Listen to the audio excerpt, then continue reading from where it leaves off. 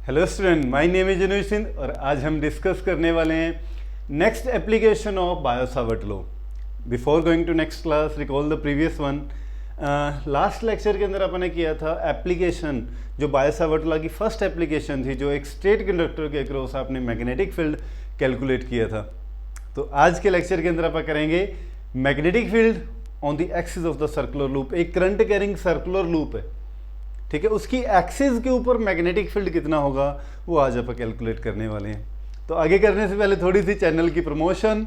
तो जो स्टूडेंट इस चैनल के ऊपर फर्स्ट टाइम आए हैं तो प्लीज़ चैनल को जरूर सब्सक्राइब करें। वीडियो अच्छी लगती है तो एक बार जरूर लाइक कीजिए और ऐसे ही हमेशा सपोर्ट करते रहिए। तो थैंक यू सो मच। तो चलिए आज की क्लास स्टार्ट करते हैं। हाँ जी, तो आज की क्लास के अंदर बेटे मैग्नेटिक फील्ड एक अपने को सर्कुलर लूप दी हुई है, उसकी एक्सिस के ऊपर, जैसे ये मेरे पास सपोज एक सर्कुलर लूप है, वो कहाँ जा रही है, इस सर्कुलर लूप की एक्सिस के ऊपर, मान लो इस सर्कुलर लूप की ये एक्सिस है, इस एक्सिस के ऊपर मान लो कोई पॉइंट है जिसके ऊपर आपको मैग्नेटिक फील्ड कैलकुलेट करना है। क्लियर है? तो देखिए इसका डायग्राम सबसे इंपॉर्टेंट थिंग है।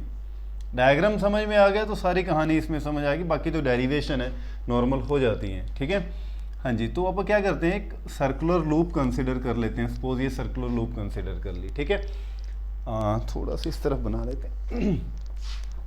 ड्राइंग तो अपनी बढ़िया है ही, ये आपको पता ही है ना। तो ये सर्कुलर लूप एक कंसिडर कर ली, ठीक है। इस सर्कुलर लूप में से सपोज कर लेते हैं जो करंट आई फ्लो कर रहा है। इस सर्कुलर लूप की जो रेडियस सपोज कर लिया अपने सेंटर से, सपोज ये रेडियस इसकी कितनी है, ए रेडियस है, ठीक है। इसके सेंटर से इसकी एक्सिस के ऊपर, ये इसकी एक्सिस होगी सर्कुलर लूप की, ये इसकी एक्सिस होगी, है ना। एक्सिस के ऊपर ये कोई पॉइंट है, ठीक है, और कितने डिस्टेंस है, एक्स डिस्टेंस पे, जिसके ऊपर अपने को क्या करना है, मैग्नेटिक फील्ड कैलकुलेट करना है। क्लियर हो गया यहाँ तक? क्या किया, यहाँ पर इसके बारे में सारा कुछ लिखते जाएंगे। Consider a circular loop having radius कितनी है बेटे, ए, और उस सर्कुलर लूप में से करंट कितना फ्लो कर रहा है, I current flow through them, ठीक है। Now consider a point P, नाम दे देते हैं इसको, consider a point P at distance x from the centre of the circular loop, ठीक है। देखिए फाइनल एग्जाम के अंदर अगर आपको कंप्लीट मार्क्स चाहिए, फुल मार्क्स चाहिए डेरिवेशन के अंदर, ये डेरिवेशन ऐसी है जो मोस्ट इंपॉर्टेंट है, ये वाला डेरिवेशन स्पेशली मैं इसको अपने मोस्ट इंपॉर्टेंट वाले क्वेश्चंस की कैटेगरी के अंदर डालता हूँ, ठीक है। तो आपने भी ऐसे ही करना है बेटे, जैसे जैसे आप डायग्राम बना रहे हो, डायग्राम के बारे में इधर सारा कुछ लिखते जाएं, तब जाके आपको कंप्लीट मार्क्स मिलेंगे बेटे।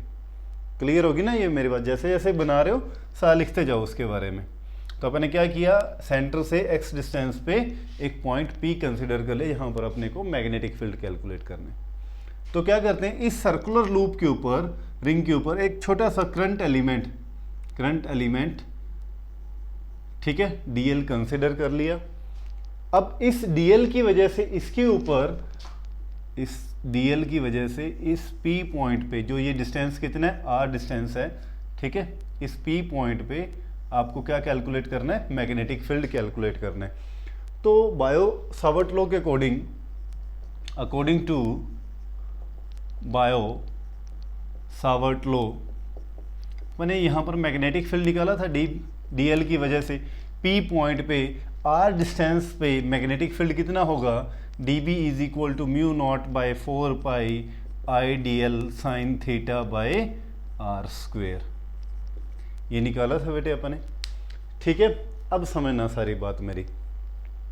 अब यहाँ पर जो थीटा है, थीटा किस किस के बीच में एंगल होता था, dl के बीच में और इस डिस्टेंस के बीच में, क्योंकि dl is also vector quantity and r is a vector quantity, ठीक है। और इन दोनों वेक्टर्स के बीच में जो एंगल होता है उसको आप थीटा बोलते हो, ठीक है।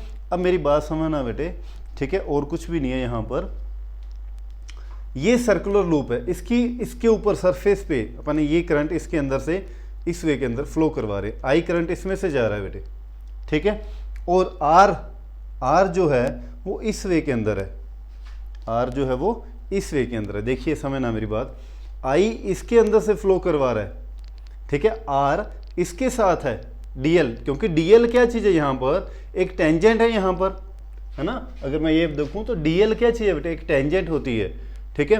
और उसके साथ ही एंगल बना रहा है आर कहीं आप सो, क्योंकि बच्चे ना की गलती कर लेते हैं, वो सोचते हैं कि ये एंगल थीटा है, ये एंगल थीटा है, ये एंगल थीटा नहीं है बेटे, ध्यान देना मेरी बात पे। सबसे बड़ी गलती यही होती है कि बच्चे समझ लेते हैं कि ये एंगल थीटा, ये एंगल थीटा नहीं है। इस डीएल के इस सरफेस का आर के साथ एंगल, आर के ऐसे आप रखोगे ना तभी तो आर मेजर करोगे आप, ठीक है। तो आर का देखिए डीएल इस वे के अंदर है, समझना मेरी बात को, डीएल इस वे के अंदर है, ठीक है, और आर ऐसे है, तो दोनों के बीच में ये एंगल कितने का बनेगा, 90 का बनेगा, ठीक है। तो ये डीएल और आर, देखिए ये डीएल इस वे के अंदर है बेटे, ये इस वे के अंदर है, ये ऊपर से अपने कंसिडर करें तो मैं इसको ऐसे लगा दूं, डीएल को ऊपर वाले पोर्शन देखें, डीएल इस वे के अंदर है और आर आपने यहां से मेजर किया हुआ है, यहां से उसके ऊपर से इस वे के अंदर, ठीक है। तो थीटा यहां पर कितना होता है बेटे, 90 डिग्री का। मैक्सिमम मैग्नेटिक फील्ड के लिए वैसे मैंने आपको बताया था कि अगर अपने को यहाँ पर मैक्सिमम मैग्नेटिक फील्ड चाहिए तो थीटा हमेशा कितना होता है, 90 डिग्री का होता है, ठीक है। तो थीटा अगर 90 पुट कर देंगे तो now D B is equal to क्या बन जाएगा अपने पास, D B is equal to mu naught by 4 pi I D L sine 90 by R square, ठीक है। और साइन 90 की अपने को पता वैल्यू कितनी होती है बेटे, साइन 90 की वैल्यू होती है 1, तो अपने पास D B is equal to क्या आ गया, mu naught by 4 pi I D L sine 90 की वैल्यू तो होगी 1 बाई आर स्क्वायर। तो अपने डी बी की वैल्यू यहाँ से कैलकुलेट कर ली कि इस पॉइंट पे मैग्नेटिक फील्ड जो लगेगा वो कितना होगा, mu naught by 4 pi I D L by R square. अब दूसरी समझने वाली बात क्या आती है, दूसरी आती है कि यहाँ पर अपने मैग्नीट्यूड तो निकाल लिया ये वाला, अब इस डी बी की डायरेक्शन किस तरफ होगी, ठीक है, समझना मेरी बात। अब इस डी बी की डायरेक्शन किस तरफ होगी, तो देखिए ये वो सर्कुलर लूप है, ठीक है, जिसके अंदर से क्या हो रहा है, करंट फ्लो कर रहा है इस वे के अंदर, ये सर्कुलर लूप है जिसमें से क्या हो रहा है, करंट फ्लो कर रहा है। और यहाँ पर अगर मैं थोड़ा सा आपको ये वेक्टर प्रोडक्ट के बारे में बताऊं कि ये वेक्टर था, देखिए अपने +1 के अंदर भी किया था, और फिर से मैं तुम्हें थोड़ा सा रिमाइंड करवा देता हूँ कि अगर आपके पास दो वेक्टर हैं, सपोज ये डी एल वैक्टर है और ये आर वैक्टर है, तो इनकी जो डायरेक्शन होती है, इनका जो नेट रिजल्टेंट होता है उसकी जो डायरेक्शन होती है वो इन दोनों के परपेंडिकुलर होती है, जिसको आप कैलकुलेट करते थे by using right hand thumb rule, है ना, कि अगर ये इस वे के अंदर जाएगा ऐसे डीएल क्रॉस आर होगा, डीएल क्रॉस आर होगा और इनके बीच में अगर ये एंगल बन रहा है थीटा, तो नेट जो रिजल्टेंट आएगा वो इन दोनों की परपेंडिकुलर होगा, उसकी वैल्यू किस तरफ होगी, इन दोनों के ही क्या होगा, परपेंडिकुलर। अगर आप इस वे के अंदर मूव कर रहे हो आर से डीएल की तरफ तो उसकी डायरेक्शन क्या होगी, अंदर की तरफ, और डीएल से आर की तरफ जा रहे हो तो नेट रिजल्टेंट की जो डायरेक्शन होगी वो बाहर की तरफ होगी। तो नेट जो रिजल्टेंट होता है उसकी हमेशा जो वैल्यू होती है वो इन दोनों वेक्टर्स के क्या होती है, परपेंडिकुलर होती है। अब यहाँ पर जो dB की वैल्यू होगी वो DL के भी परपेंडिकुलर होगी और R के भी परपेंडिकुलर होगी, मतलब इनका दोनों का जो रिजल्टेंट ये था ना, यहाँ पर DL vector cross R vector, अगर आपने प्रीवियस लेक्चर देखे हैं तो यहाँ पर उसी को ही तो DL क्रॉस R को ही तो अपने ये DL साइन थीटा पुट किया था, है ना, क्लियर है ना ये बात। तो यहाँ पर जो dB की वैल्यू होगी वो इस DL के और इस R के दोनों के क्या होगी, परपेंडिकुलर होगी। मतलब यहाँ पर DL के परपेंडिकुलर अगर R और DL के परपेंडिकुलर ड्रॉ करूँ मैं तो उसकी डायरेक्शन क्या होगी, इस तरफ होगी dB की, है ना। अगर इस वे में करंट चल रहा है तो इस वे के अंदर गई, समझ रहे हो, इस वे के अंदर मैक्सिमम मैग्नेटिक फील्ड, ठीक है। तो ये जो एंगल बना ये कितना बना बेटे, 90 डिग्री का बना R के साथ। ये सबसे इंपॉर्टेंट थिंग है कि जो नेट रिजल्टेंट मिलता है dB वो दो वेक्टर के हमेशा क्या होता है, परपेंडिकुलर होता है, क्लियर है। अच्छा अब मान लेते हैं ये एंगल फाई है, ये एंगल कितना बेटे, फाई है, ठीक है। तो जब मैं dB को थोड़ा सा देखिए आगे मैं इसको रिजोल्व करने की कोशिश करता हूँ, तो मैं यहाँ पर एक नॉर्मल ड्रॉ कर देता हूँ इस वे के अंदर, ठीक है, इसको मैं रेज कर रहा हूँ, ठीक है, नॉर्मल ड्रॉ कर दिया। अगर ये एंगल फाई है, ठीक है, ये मैं ऐसे नॉर्मल ड्रॉ, ये एंगल फाई है तो ये एंगल भी कितना होगा बेटे, ये एंगल भी फाई होगा, क्यों, हाँ जी, ये टोटल देखिए, ये टोटल 90 है, ये टोटल 90 है। अगर ये फाई तो ये कितना हो गया, 90 माइनस फाई, ये सारा 90 है, समझ गए, ये सारा 90 है, उसमें से ये 90 माइनस 5 गया तो ये कितना बच गया 5। क्लियर होगी बेटे ये बात। अच्छा, जब with respect to angle this मैं इसको dB को रिजोल्व करूंगा तो इसके दो कंपोनेंट बनेंगे। इस तरफ बनेगा dB cos थीटा, थीटा यहाँ पर अब क्या है फाई है, और इस तरफ कंपोनेंट क्या बनेगा dB sin फाई। क्लियर होगी ये बात, ठीक है। अगर ये एंगल फाई तो ये एंगल भी फाई, और विद रिस्पेक्ट टू जब dB को रिजोल्व किया तो base component dB cos phi और perpendicular component dB sin phi बना। ये dl की वजह से, इस dl की वजह से ये सारी कहानी आई। अब ऐसा ही अगर कोई स्मॉल ज्योमेट्रिकली अगर देखें अपन तो dl एक सेम यहाँ भी होगा जिसकी रेडियस a है यहाँ से, और इस dl की ये डिस्टेंस भी कितना होगा p पॉइंट तक, ये डिस्टेंस भी r होगा, और इस dl की वजह से भी जो नेट मैग्नेटिक फील्ड यहाँ पर बनेगा उसकी डायरेक्शन भी dl और इस r के दोनों के क्या होगी परपेंडिकुलर होगी। समझ रहे हो ना जो अभी मैंने समझाया था आपको। तो इसका परपेंडिकुलर किस तरफ होगी, वो इस तरफ होगी dB की डायरेक्शन, ठीक है। अगर ये एंगल फाई है तो ये एंगल भी कितना होगा फाई होगा, सेम सारा कुछ है ना। और अगर ये फाई तो ये एंगल भी कितना होगा बेटे फाई। समझ रहे हो क्यों होगा ये फाई। तो इसको भी dB को रिजोल्व करोगे तो इसके दो कंपोनेंट नीचे की तरफ dB cos phi base component, और इसका परपेंडिकुलर इस तरफ dB sin फाई। क्लियर होगी ये बात। बस ये डायग्राम सबसे इंपॉर्टेंट था जो समझना बहुत ज़रूरी था। आई होप कि आपको ये डायग्राम समझ में आ गया होगा। अगर फिर भी कोई प्रॉब्लम आती है बेटे आप कमेंट बॉक्स में कमेंट कीजिए, तो आपकी सारी प्रॉब्लम के सोल्यूशन हम निकालेंगे, ठीक है। तो यहाँ पर देखिए, जब आपने dB को रिजोल्व किया तो दो कंपोनेंट बने इसके, dB sin फाई और cos फाई। अब ये dB cos फाई और ये dB cos फाई, ये तो एक दूसरे के क्या है वर्टिकली अपोजिट हैं, तो एक दूसरे के इफेक्ट को क्या कर देंगे कैंसल आउट कर देंगे। मतलब इस dl की वजह से यहाँ पर जो मैग्नेटिक फील्ड का ये कंपोनेंट बना और यहाँ पर वो सेम कंपोनेंट इसकी वजह से बना है, तो ये इक्वल और अपोजिट हैं, तो क्या करेंगे एक दूसरे के इफेक्ट को कैंसल आउट करेंगे। तो नेट जो मैग्नेटिक फील्ड मिला वो इस तरफ मिला, एक्सिस के ऊपर अपने को निकालना था ना कि एक्सिस के ऊपर नेट जो मैग्नेटिक फील्ड मिला वो dB sin फाई और इस dl की वजह से dB sin फाई मिला। क्लियर है। सिर्फ दो कंपोनेंट की वजह से अपने यहाँ पर dB sin फाई निकाल दिया। ऐसे ही हजारों कंपोनेंट आप बना सकते हो। मान लो यहाँ पर कोई dl हुआ, यहाँ पर कोई dl हुआ, यहाँ पर कोई dl, यहाँ तो सभी की वजह से अगर मुझे नेट मैग्नेटिक फील्ड निकालना है तो मैं क्या करूँगा इन कंपोनेंट का with the help of integration आप सोल्व कर सकते हो।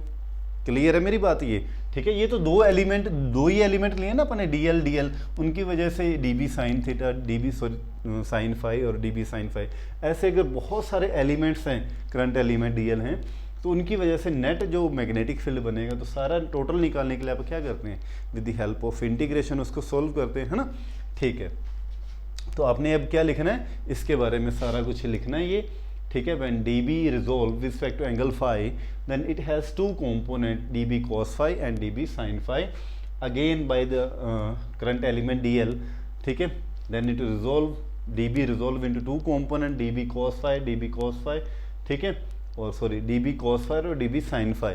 तो क्या होगा यहाँ पर dB cos phi और ये वाला dB cos phi equal and opposite, so they cancel out each other, then the net magnetic field is due to dB sin phi, ठीक है।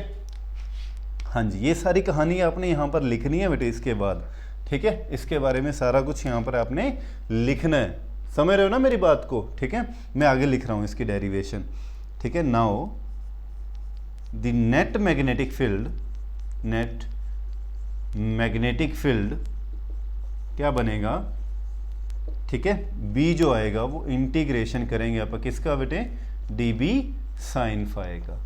क्लियर है ना, इसका करेंगे ना dB sin फाई का टोटल मैग्नेटिक फील्ड। इस टोटल लूप की वजह से B जो मैग्नेटिक फील्ड है वो उसका इंटीग्रेशन कर देंगे, क्योंकि ये दो एलिमेंट ऐसे बहुत सारे एलिमेंट हो सकते हैं, तो with the help of integration आप इसको सोल्व करेंगे, ठीक है। क्लियर है ये बात। dB की वैल्यू ऑलरेडी आपने ऊपर कैलकुलेट की है, ये value from equation number 1 dB की वैल्यू यहाँ पुट कर दो, तो अपने पास क्या बन गया ये B is equal to integration dB की value mu naught by 4 pi, हाँ जी, आइडियल और साथ में क्या आ जाएगा sine phi upon r square. तो कांस्टेंट टर्म बेटे बाहर निकाल लेते हैं अपन, ठीक है। बाहर क्या आ जाएगा, b is equal to mu naught I by 4 pi R square बाहर आ गया, ठीक है। अंदर क्या रह जाएगा, अच्छा बाहर निकालने से पहले ना एक स्टेप और कर लेते हैं यहाँ पर। देखिए b is equal to integration of mu naught by 4 pi I D L by R square, और साइन फाई की वैल्यू निकाल ही लेते हैं, बाद में भी निकालनी पड़ती है, अब भी निकाले, पहले ही निकाल लेते हैं, ठीक है। साइन फाई, ये अपने पास एक ट्रायंगल बन रही है, ये वाली एक ट्रायंगल, इसको नाम दे सकते हो आप। ये पॉइंट तो P था, है ना, ओ पी, सपोज इसको पॉइंट को नाम दे देते हैं, क्या दें, ओ पी क्यू दे देते हैं नाम, ठीक है। फ्रॉम ट्रायंगल, यहाँ पे लिख देते हैं आप, from triangle O P Q. आपको वो वाला फॉर्मूला तो याद हो गई, पंडित बद्री प्रसाद हर हर बोले। तो यहाँ से अपने को साइन फाई की वैल्यू निकालनी, तो साइन का तो परपेंडिकुलर बाय हाइपोटेनियस, तो साइन फाई परपेंडिकुलर क्या ए और हाइपोटेनियस क्या आर, तो साइन फाई की वैल्यू यहाँ पर क्या बन जाएगी, ए बाय आर, ठीक है। अच्छा तो बी की वैल्यू कितनी आ गई अपने पास, इधर से मैं इरेज कर दूँ, राइट कर लो बेटे, आप स्क्रीनशॉट ले सकते हो, ठीक है। हाँ जी, तो डी बी की अपने पास वैल्यू क्या आ गई, सॉरी बी की वैल्यू क्या आ गई अपने पास, म्यू नॉट बाय 4 पाई, हाँ जी इंटीग्रेशन तो चल ही रहा है बेटे अंदर, तो ये बन गया I D L A by R cube, ठीक है, समझ रहे हैं, आर स्क्वेयर इंटू आर क्या बन गया, आर क्यूब। अब कांस्टेंट टर्म को बाहर निकाल लेते हैं, तो बी म्यू नॉट बाय 4 पाई और ऊपर से आई इंटू ए भी बाहर आ गया, ठीक है, और अपॉन में आर क्यूब भी बाहर आ गया, क्योंकि आर भी कांस्टेंट है, only integration of D L रह गया, ठीक है। और डी एल का इंटीग्रेशन करोगे तो सरकमफ्रेंस ऑफ सर्कल, है ना, डी एल का इंटीग्रेशन क्या होगा, सरकमफ्रेंस ऑफ सर्कल, जिसकी वैल्यू कितनी होती है बेटे, सरकमफ्रेंस ऑफ सर्कल क्या होता है 2 पाई आर, और यहाँ पर आर की वैल्यू क्या ए, तो सरकमफ्रेंस ऑफ सर्कल क्या बनेगा 2 पाई ए, ठीक है। क्लियर होगी ये बात, हाँ जी। आगे देखिए, बिल्कुल इजी सी डेरिवेशन है बेटे ये, b is equal to mu naught, हाँ जी, आई a और a क्या बन गया a स्क्वेयर इंटू में 2 पाई a स्क्वेयर, हाँ जी, अपॉन 4 पाई आर क्यूब, ठीक है, 4 पाई आर क्यूब। अच्छा आप कैंसिल करना चाहो तो कर सकते हो, ना करना चाहो तो भी कोई प्रॉब्लम नहीं है, ठीक है। आंसर आप कैंसिल करके भी लिख सकते हो, विदाउट कैंसिल भी लिख सकते हो, क्योंकि यहाँ पर देखिए पाई ए स्क्वेयर क्या बन गया, pi A square is the area of the circle, है ना, पाई ए स्क्वेयर क्या बन गया, area of the circle, mu naught I और ये इंटू में 2, और ये क्या बन जाएगा बेटे एरिया, जिसको आप ए लिख दो आप, ठीक है, अपॉन में 4 पाई आर क्यूब। अब इस आर की वैल्यू भी आप, इस आर की वैल्यू भी यहाँ से आप निकाल सकते हो, ठीक है। आर की वैल्यू निकालेंगे तो आर क्या होगी, राइट एंगल ट्रायंगल है, ये एंगल कितने का बेटे 90 डिग्री का, ठीक है, राइट एंगल ट्रायंगल है, इस ट्रायंगल से आप आर की वैल्यू निकाल सकते हो, ये परपेंडिकुलर, ये बेस, ये हाइपोटेनियस, तो आर की वैल्यू क्या होगी ए स्क्वेयर प्लस एक्स स्क्वेयर, या x square plus A square, ठीक है, x square plus A square, और उसका क्या होगा स्क्वायर रूट होगा, पावर 1/2, और इसकी क्या थी होल पावर कितनी है बेटे 3 है।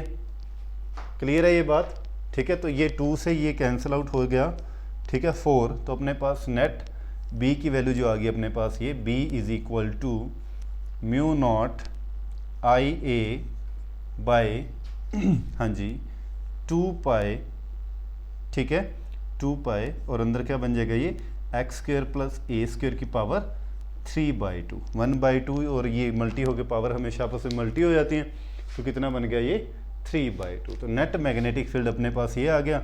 अगर यहाँ पर n टर्न्स की बात कर दे, फॉर n टर्न्स, तो अपने पास n के साथ मल्टीप्लाई कर देंगे, तो b is equal to mu naught n I A upon 2 pi into X square plus A square whole power 3/2। तो नेट मैग्नेटिक फील्ड ये कैलकुलेट हो गया अपने। क्लियर है, इस सर्कुलर लूप की एक्सिस के ऊपर नेट मैग्नेटिक फील्ड कितना होता है mu naught N I A by 2 pi X square plus A square whole power 3/2। Clear है? इसको थोड़ा सा ना इस वे के अंदर भी लिख देते हैं आगे। कर लिया एक बार राइट आपने? इरेज कर दूं मैं? स्क्रीनशॉट ले लिया करो बेटे आप, ठीक है? साथ साथ नोट्स प्रिपेयर करते जाना अपने, ठीक है? मैं सभी वे के अंदर समझा रहा हूँ किसको कैसे कैसे वो लिख सकता है, कन्फ्यूज नहीं होना है आपने, ठीक है? अब ना इसको ये भी लिख सकता है वो NIA म्यू नॉट, इसको कैपिटल M से भी रिप्रेजेंट कर देता है 2 पाई। अभी मैं आपको बताने वाला हूँ क्या बन जाएगा ये, X square plus A square power whole 3/2। Capital M क्या चीज़ है? Capital M is equal to NIA, और जिसको बोलते हैं magnetic dipole moment, magnetic dipole moment. आगे आप करने भी वाले हैं इसको, ठीक है? मैग्नेटिक डायपोल मोमेंट, M की वैल्यू क्या होती है? NIA। मैग्नेटिक, जैसे इलेक्ट्रिक डायपोल मोमेंट किया था ना P, ऐसे ही मैग्नेटिक डायपोल मोमेंट है कैपिटल M, मैग्नेटिक डायपोल, जिसकी वैल्यू होती है NIA, ठीक है? क्लियर होगी ये बात? अब यहाँ पर कुछ स्पेशल केस बना लेते हैं। एक डेरिवेशन करने की जरूरत नहीं है, उसको मैं स्पेशल केस के अंदर ही उस डेरिवेशन को कवर करने वाला हूँ, ध्यान देना एक बात, ठीक है? अब ये ना इसके ऊपर जो डेरिवेशन आती है वो क्या आती है कि अगर बताइए इस सर्कुलर लूप के सेंटर के ऊपर मैग्नेटिक फील्ड कितना होगा, eight the centre of circular loop magnetic field calculate कीजिए, इसकी पूरी डेरिवेशन आती है, ठीक है? तो अपने को डेरिवेशन दोबारा करने की जरूरत ही नहीं है। एक्स की वैल्यू को 0 पुट कर दें आप, भी सेंटर पे ही निकालना है, तो सेंटर पे एक्स की वैल्यू क्या हो जाएगी? 0 हो जाएगी, है ना? तो स्पेशल केस बना के अपन ये लिख देते हैं, at the centre of circular loop, circular loop magnetic field is, magnetic field is, that is x is equal to क्या पुट कर दिया अपन ने? 0। और अगर x की वैल्यू को अपन 0 पुट कर देंगे यहाँ पर, तो अपने पास b की वैल्यू क्या आ जाएगी? b is equal to mu naught m लिखना चाहो या NIA लिखना चाहो, क्योंकि आपको ना ज़्यादातर आंसर ये NIA की फॉर्म में मिलेगा, ठीक है? तो मैं NIA लिख देता हूँ, कन्फ्यूज़ मत होना, क्योंकि बुक आप पढ़ोगे तो वहाँ पर आपको NIA लिखा मिलेगा, ठीक है? म्यू नॉट NIA अपॉन 2 पाई, हाँ जी, x की वैल्यू को 0 पुट कर दिया आपने, तो a की वैल्यू कितनी होगी? a स्क्वेयर की पावर 3/2, ठीक है? तो ये आपस में क्या होगी? कैंसल आउट पावर, तो a की पावर कितनी रहेगी बेटे? a क्यूब, ये रह गया, क्लियर है? इसको आप इस वे के अंदर भी आपको लिखा मिलेगा ये। अगर मैं एरिया को वापस पाई आर स्क्वेयर पुट कर दूं, तो म्यू नॉट, और लिख देते हैं आप, है ना? और म्यू नॉट NIA को, a को क्या पुट कर दें आप? पाई a स्क्वेयर अपॉन में क्या है? 2 पाई a क्यूब है, तो पाई से पाई कैंसिल आउट, a से ये 2a कैंसिल आउट हो गए ना, तो यहाँ से b is equal to mu naught NI/2a रह गया। और सबसे ज़्यादा आपको ये फॉर्मूला मिलेगा, और इसके ऊपर न्यूमेरिकल्स हैं कि कहते हैं सेंटर के ऊपर, एक सर्कुलर लूप के ही सेंटर के ऊपर मैग्नेटिक फील्ड कितना होता है? बोलेंगे म्यू नॉट NI/2a, ठीक है? n किसके लिए? n क्या चाहिए यहाँ पर? n नंबर ऑफ टर्म्स हैं, ठीक है? क्लियर होगी ये मेरी बात?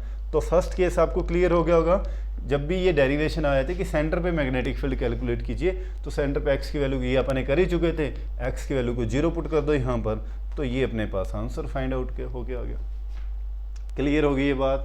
कोई डाउट इसमें? सेकंड केस देखिए, हाँ जी, इधर कर रहा हूँ बेटे मैं, सेकंड केस देखिए। If x is much much greater than a, इस x की वैल्यू, ये मतलब ये जो डिस्टेंस है ये a से बहुत ज़्यादा है, a से बहुत ज़्यादा है, तो उस केस में आप क्या करेंगे? a स्क्वायर को नेग्लेक्ट कर देंगे, है ना? Then the value of a square can be neglected,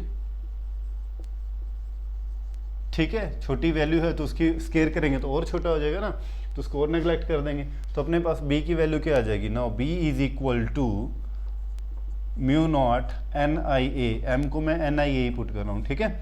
NIA upon 2 पाई, हाँ जी, तो x की क्या हो जाएगी बेटे यहाँ पर? इसको तो अपन ने क्या कर दिया? नेग्लेक्ट ही कर दिया। x स्क्वेयर की पावर क्या हो जाएगी? 3/2, तो पावर हमेशा आपस में क्या हो जाती है? मल्टी, तो x की पावर कितनी रहेगी यहाँ पर? x क्यूब रह गया, 2 पाई x क्यूब, क्लियर होगी ये मेरी बात। तो इस वे के अंदर मैग्नेटिक फील्ड निकल गया। ठीक है, थर्ड केस देखिए, इफ एक्स और ए रेडियस, मतलब ये जो पॉइंट P है ये इसकी रेडियस के बराबर ही हो, यहाँ पर जितना A है उतना ही ये पॉइंट P यहाँ पर लाई करता हो, तो इस केस में क्या होगा फिर मैग्नेटिक फील्ड। तो यहाँ पर वैल्यू पुट कर दे आप। Now B is equal to क्या आ जाएगा बेटे, म्यू नॉट NIA, एरिया की जगह भी अगर मैं अब पुट करूँगा मैं पाई ए स्क्वायर पुट करो ना, क्योंकि मैं आपको बुक के अंदर जो आंसर है ना NCERT के अंदर उसके साथ मैच करवाने के लिए पाई ए स्क्वायर वापस पुट करो ना, अदरवाइज कोई लॉजिक नहीं है यहाँ पे। ठीक है, हाँ जी, अपॉन में क्या बन गया ये 2 पाई एक्स स्क्वायर, और ये ए भी किसके इक्वल हो जाएगा, ये आप ए स्क्वायर के प्लस ए स्क्वायर पावर कितनी होगी बेटे 3/2। क्लियर है ना, एक्स स्क्वायर को भी किसके इक्वल पुट कर देना ए के, तो ए square plus a square power कितनी होगी 3/2, तो ये कितना होगा ए square plus a square 2a square. ठीक है, तो देखिए क्या बनेंगे अपने पास मैग्नेटिक फील्ड हाँ जी, तो मैग्नेटिक फील्ड आ गया अपने पास B is equal to mu naught NI, हाँ जी, पाई से तो पाई ये कैंसिल आउट हो जाएगा, ए स्क्वायर अपॉन 2, हाँ जी, अंदर क्या बन गया बेटा ये 2a square plus a square 2a square whole power 3/2। अच्छा, अब इसको आप ओपन करते हैं पावर को, mu naught NI a square into अब 2 की पावर भी 3/2 है और a स्क्वायर की पावर भी 3/2 है, समझ रहे हो मेरी बात। तो ये 2 से 2 तो क्या हो जाएगा कैंसल आउट, और बेस सेम तो इसकी पावर 1 है साथ में, बेस सेम तो पावर क्या हो जाती है ऐड, तो B is equal to mu naught NI a square upon 2 raised power 5/2, 3/2 plus 1 कितना हो गया बेटे 5/2 हो गया ना, 2 हाँ 5/2, और a की पावर साथ में क्या रहेगी a क्यूब, अब स्क्वायर से क्यूब ये गया कैंसिल आउट, तो B इज इक्वल टू आ गया mu naught NI upon 2 raised power 5/2, और साथ में क्या रह गया a रहेगा। क्लियर होगी ये बात। तो आई होप कि आपको ये डेरिवेशन समझ में आ गई होगी। अगर फिर भी कोई प्रॉब्लम आती है बेटे तो आप कमेंट बॉक्स के अंदर कमेंट कीजिए, वीडियो अच्छी लगती है तो लाइक कीजिए, और ऐसे ही अपना सपोर्ट करते रहिए। और सबसे इम्पोर्टेंट थिंग जो मैं हर वीडियो के एंड में कहता हूँ, अपना ध्यान रखिए, घर पे रहिए, सुरक्षित रहिए। जय हिंद।